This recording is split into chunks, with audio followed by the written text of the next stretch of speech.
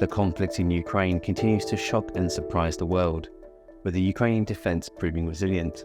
Nico Lange is a senior fellow with the Munich Security Conference and has published a report on the lessons NATO can learn from the war so far. Ukraine has shown that it can be very successful with small unit warfare. And I mean, the specialty of small unit warfare, or Jagdkampf, as I call it in the report, is that you can inflict asymmetrically high damage to the other side with relatively small, very mobile units. And Ukraine was doing that very successful with the help of mobile anti-tank and anti-aircraft weapon, and with high mobility, with all sorts of vehicles.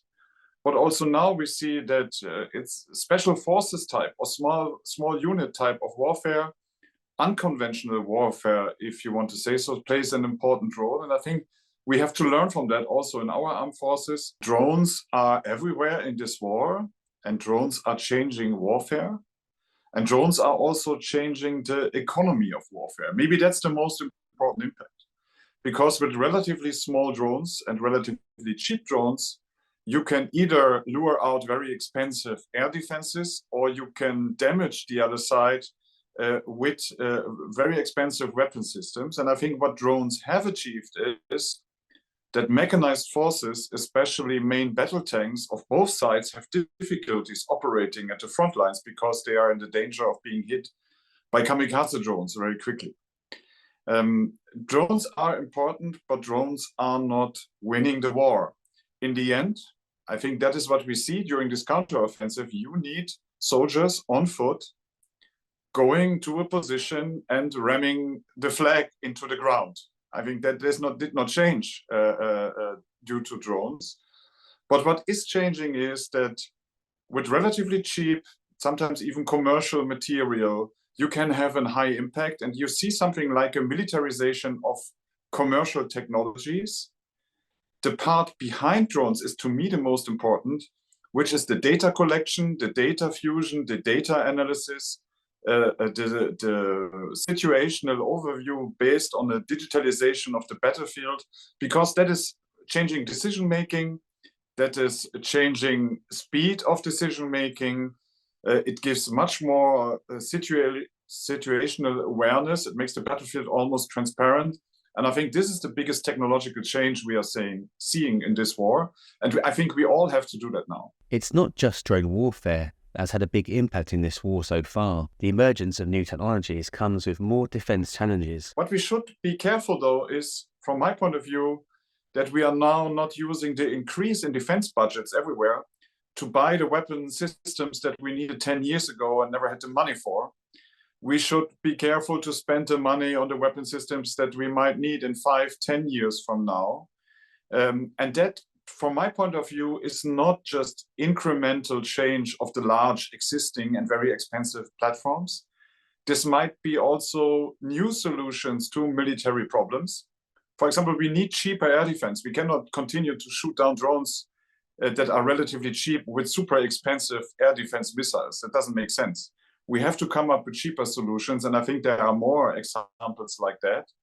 So studying Ukraine's defense against Russia should help the NATO armed forces to look into digitalization, into agility and adaptation, and into new solutions to military problems.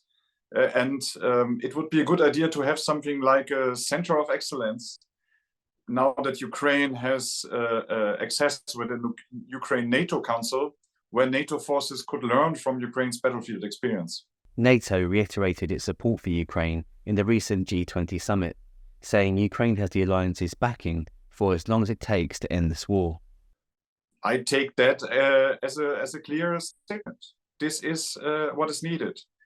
And I think we should not make the mistake to believe, at some point the war will stop and then the front lines will freeze and then this will be the end of it. I think the reality is, if Ukraine would stop fighting, Russia would immediately start pushing again. Russia has still very high military and political goals.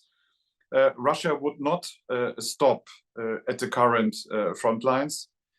So I think we better make sure that Ukraine is equipped and trained enough to push Russia out. That seems to me the only way to really end this war. Because Putin started this war with the intention to change the security order in Europe fundamentally. So I think an end to this war is only possible if we have an answer to the question what the new security order in Europe will look like. And that is, of course, including the question, will Ukraine be a member of NATO? And if you ask me personally, I believe that accession of Ukraine to NATO and extending defense and deterrence of the alliance to Ukraine, that is the way to stop Russia from continuing aggression against Ukraine. At the same time, Ukraine has to fight to remove Russian troops from Ukrainian territory.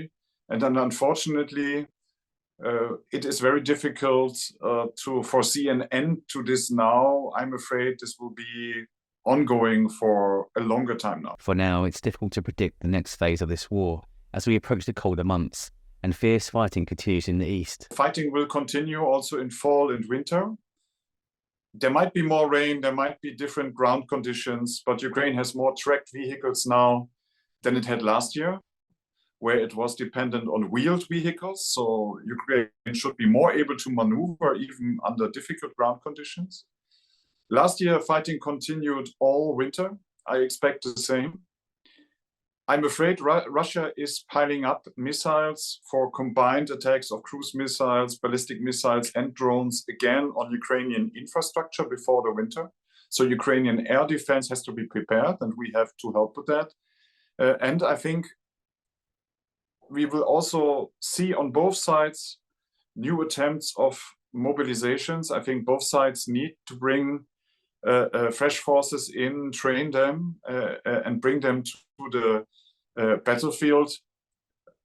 And to be honest, I believe both sides have certain difficulties with that.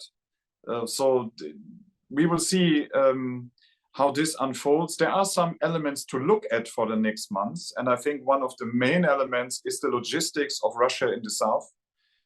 The bridges and the access roads to Crimea, the coastal road in the southern corridor. If Ukraine would be able to cut those supply lines or at least make supply very difficult, I think that would change the situation in all of the south. And at the same time, Ukraine is increasing in a favorable position in the east around Bakhmut. And that would certainly psychologically be a huge blow to the Russian Federation if after all this effort, Ukraine would be able to get Bakhmut back. So there are some, I think, important elements that have to be watched during the next weeks and months. What I don't see possible until the end of the year anymore is Ukraine breaking through to the coast of the Azov Sea to Melitopol or Mariupol. I think we have seen that this goal of the counteroffensive is not achievable anymore for this year. Time will tell how this next phase will play out for Ukraine. Simon Banks, The Sun.